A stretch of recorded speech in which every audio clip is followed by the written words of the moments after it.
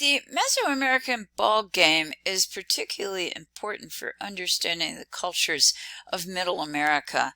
The game is part sport, part ritual, part politics, and a large dose of religion. It is important in part because it was continuously played throughout Mesoamerican history. We can trace it back to the earliest high civilization, actually before that time. The Aztecs will also continue playing it, and it is a game that is going to continue to be played today. The Aztecs in their great capital city will have a large and important court. It's going to be called the Holy Ball Court, and in that court, captives will be sacrificed to the sun god, who is the patron of the Aztecs. The images that I have on the screen right now are depictions of a ball court and some ball players. We're going to take a look at those ball players a bit later. This is proof that the Aztecs were still playing this game. At contact time, when the Spanish arrived, they saw the game performed, and in fact, after the conquest, Cortes was so taken with the game, he actually sent players back to Spain to perform for the king, Charles V. A European artist made a recording, and this is the recording of the artist. The Spanish court was amazed by the game itself, but what really fascinated them was the rubber ball, because they'd never seen anything like it. An object that could be thrown and also would be bounceable.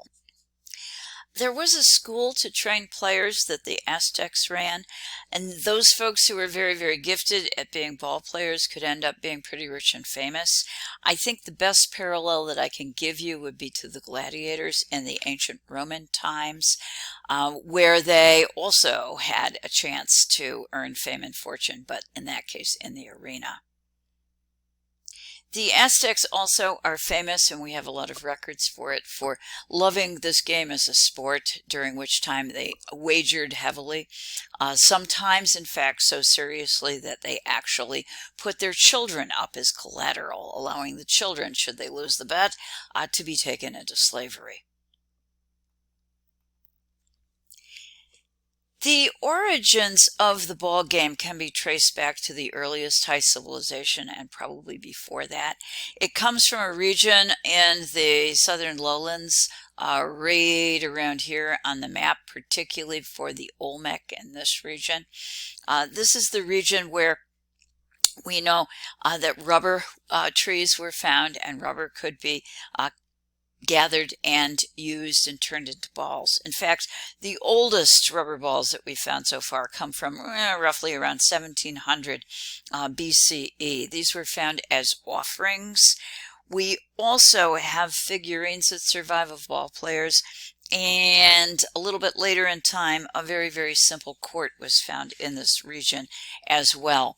What you're looking at up on the screen is a sample from the Olmecs, and they're generally considered to be, in pre-classic time, the first high civilization of Mesoamerica. They are significant for giving us some of the things that we're going to continue through to the Aztecs, including great pyramids, on top of which the Aztecs will place temples. They also are going to give us, we think, the ball game, because there is evidence that it was played here. In addition to that, and perhaps one piece of my evidence, would be the gigantic Olmec heads that have survived. These large heads, we believe, depict divine kings, but because they're wearing helmets, and if you take a look right here, I think you're going to see that this is a helmeted figure.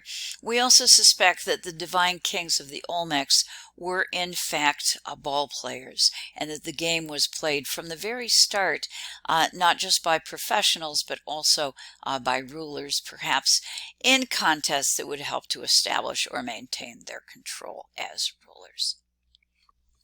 There are a number of versions of the ball game that take place in Mesoamerica.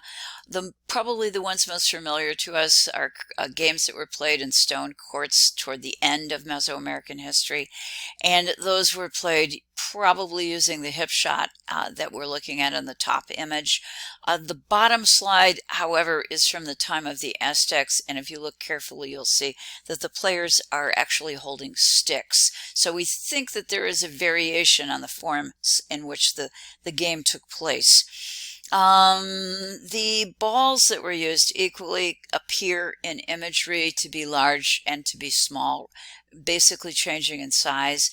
We do know that we think the artists exaggerated the balls to make them visible in images, but we also estimate that these balls could be up to 9 pounds. And that makes them very dangerous within the game. If a player was hit by one of these balls without protection, he could be injured, severely injured, and in some cases we know that the player could also be killed. In these courts, in addition, some of them consisted of the court plus rings that we suspect may have been used. We aren't sure how, but we suspect may have been used for purposes of scoring. All of these are later additions. None of them are found in the early courts. This is one sample. It's in Chichen Itza. And in this particular case, you're looking at the ring located here, but I'd like you to see it also over here. We estimate that this would be difficult enough, if not impossible, to get a ball through. That is me standing underneath it down here. I come in at an even 5 feet, a perfect 5 feet, so I'm a great unit of measurement. Gives you a little bit of a sense of how high up in the air that ring is and how difficult it would be for a player to actually make a shot through that ring. This is a view of some of the elements of a ball court. The game itself was played, as I've said, using a rubber ball. It was played in this region of the court, which is the alley. There are 2 end zones to the court. There are also 2 sloping walls, which could be very useful in terms of causing the ball, when it hit the wall, to bounce back into the playing field. It would also create a space up above for fans who could watch the ball game. Originally, we think the ball game was probably played on a simple dirt alley. We also know that it was also played by children and perhaps even women. Currently, we know of over 1,300 ball courts that have been excavated, so we also know that these are particularly popular as entertainment and also as ritual. The latest form that we know would follow this, and I'm going to call it a giant I shape with 2 end zones and an alley that connect them.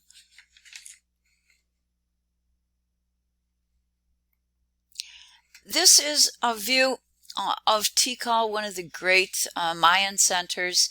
The ball game was played throughout Mesoamerican history, including by the Maya. The reason I want to show you this is because it's very clear that the ball court is next to one of the great pyramid temples.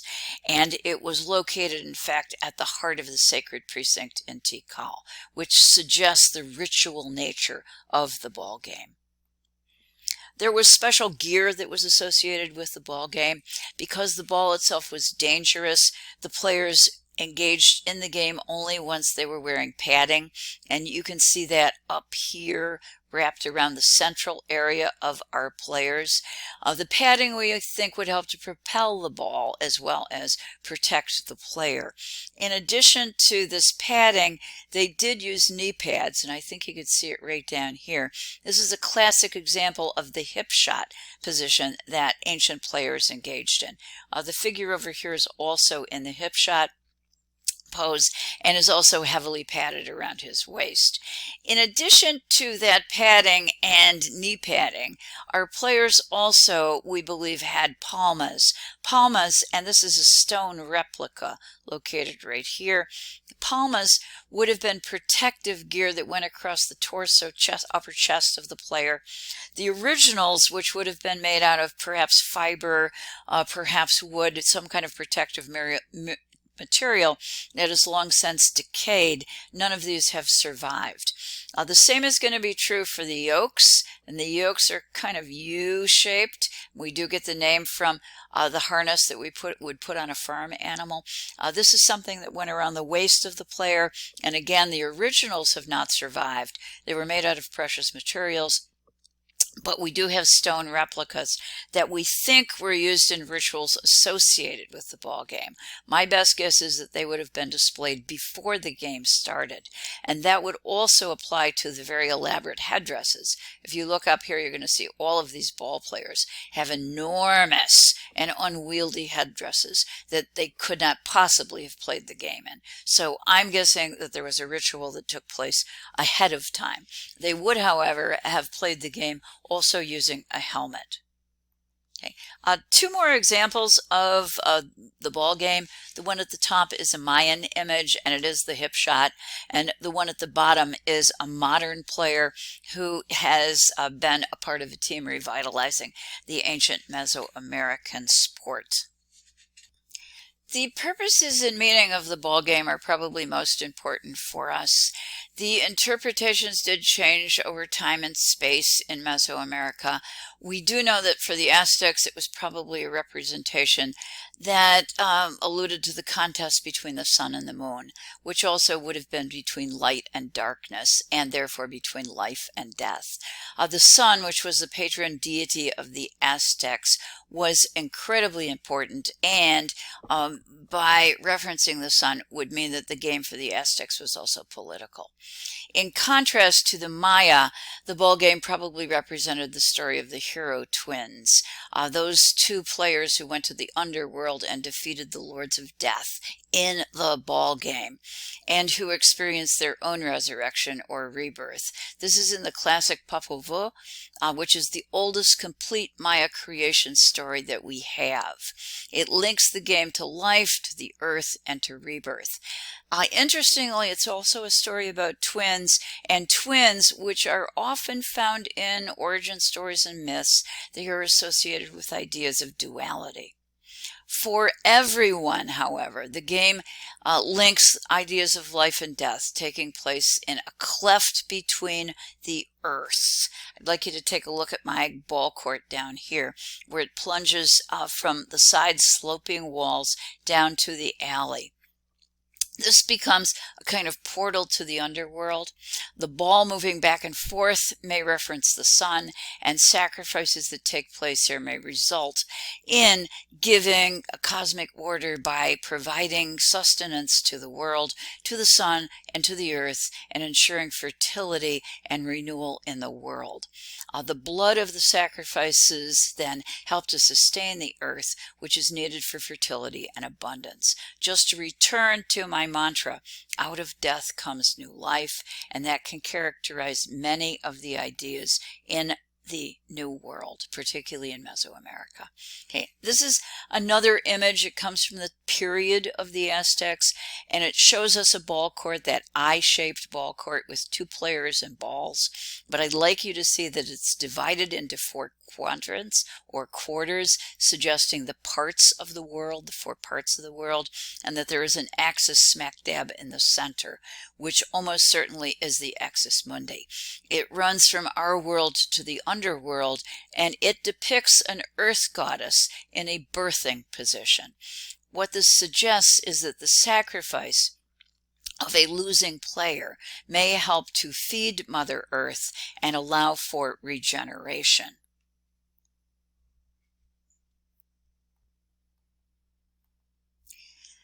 This link to fertility and regeneration is made clear when we look at some of the carvings. The palma, for example, that I showed you earlier. What it depicts is a maguey plant located right here, referencing agricultural fertility. It is behind a mythic figure who holds 2 severed heads, referencing sacrifice. On the other side of this, there's also a scene of sacrifice, suggesting that out of the death of the sacrificial victim, we may indeed find regeneration and new life. There are 2 yolks on the right side of the screen, and these 2 are related to fertility, partly through their color, which is a lush green, quality to the stone, suggesting vegetation, but also through the images that are carved often into yokes, like this one right here, which is the face of a frog. Okay, a frog is a symbol of the earth and of the underworld.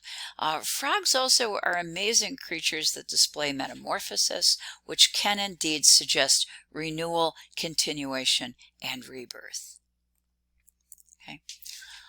The ball game, then, we think, bottom line, can reference the constant struggle between the gods, especially the sun and the moon, light and darkness, and the need for human beings to help maintain cosmic balance by sustaining the forces of light through sacrifice. This does reflect dualism. It also reflects the tiered nature of our universe and an idea of an axis mundi, and it also certainly reflects the continuation of tradition in Mesoamerica. When Christianity arrives, it is going to blend with indigenous beliefs. Because human sacrifice is ingrained in Mesoamerican traditions and religion, the sacrifice of Jesus is going to be very, very easy for indigenous people to understand. It's going to be, however, the finer points of Christianity that are going to be a bit of a harder sell. These are just images to take a look at to help us to see the blending that occurs and the continuation of Mesoamerican ideas that remain a part of the 21st century.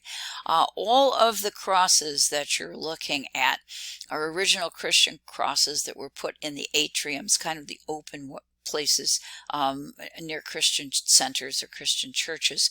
And they are certainly Christian symbols, but they also blend completely with the idea of the world tree or the tree of life, which was inherent in Mesoamerican ideas and traditions. It also, the cross itself, can often be viewed as the axis mundi. In addition to that, we have over here a baptismal fountain that was used in one of the Christian centers. It was recarved out of the feathered serpent, a feathered serpent statue like this one, which represented one of the great Mesoamerican deities. So a kind of continuing and combination of the two. Above all, I think it's easy for everyone to appreciate the continuation of tradition between the Mesoamerican world in Mexico and the modern one in terms of the Day of the Dead, which is depicted in just one illustration.